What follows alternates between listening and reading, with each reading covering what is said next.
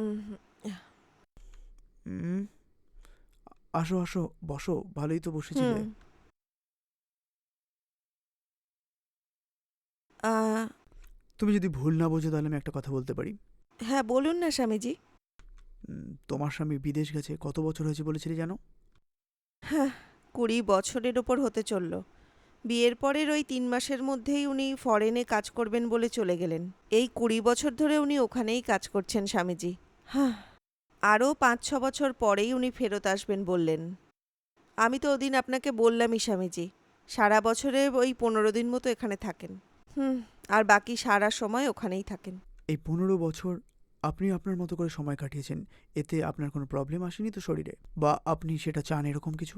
হ্যাঁ, যে এই কষ্টটা ভোগ করে সেই কেবলমাত্র বোঝে। এখন আমার বাকি জীবনটা তো আমার মেয়ের জন্যই কাটিয়ে দিতে হবে। ওরই খুশিতে খুশি খুঁজে নিই, আর ওর দেখভাল করার মধ্যে দিয়েই জীবন কাটাই। এছাড়া আমি আর কি করতে পারি বলুন? আমারও বৈবাহিক জীবন খুব খারাপ, সেই জন্য আমি স্বামীজি হয়ে গেছি। আরে তাই নাকি? এরকম? হ্যাঁ আর কি। আচ্ছা, এই একা একা সময় কাটানোটা খুব মুশকিল হয়ে যায় না মাঝে মাঝে? হ্যাঁ, খুবই মুশকিল স্বামীজি।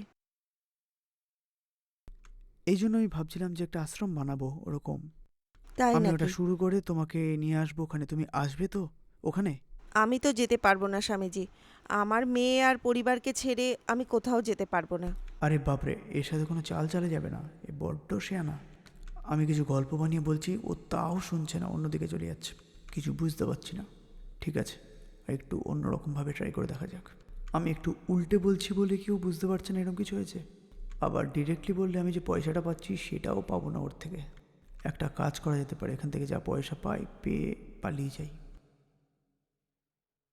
ঠিক আছে স্বামীজি, আমার একটু মাথাটা যন্ত্রণা করছে, আমি গিয়ে একটু আরাম করে নিই। হ্যাঁ ঠিক আছে, আপনি গিয়ে শুয়ে যান একদম। হুম। হুম।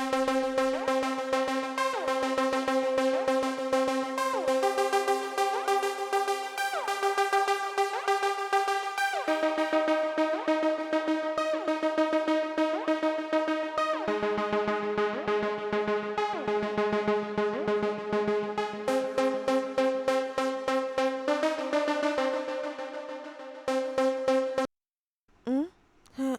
আহ, কি হলো স্বামীজি, এই সময় আপনি আমাদের রুমে এসে দাঁড়িয়েছেন? কিছু না মা, আজকে এই রুমে পুজো না, সেই জন্য দেখতে এলাম। এটার কোন দিকে পুজোটা করা যেতে পারে সেটা দেখতে এসেছিলাম আর কি। আপনি শুয়ে যান, কোনো অসুবিধা নেই, আমি দেখে চলে যাব এখান থেকে।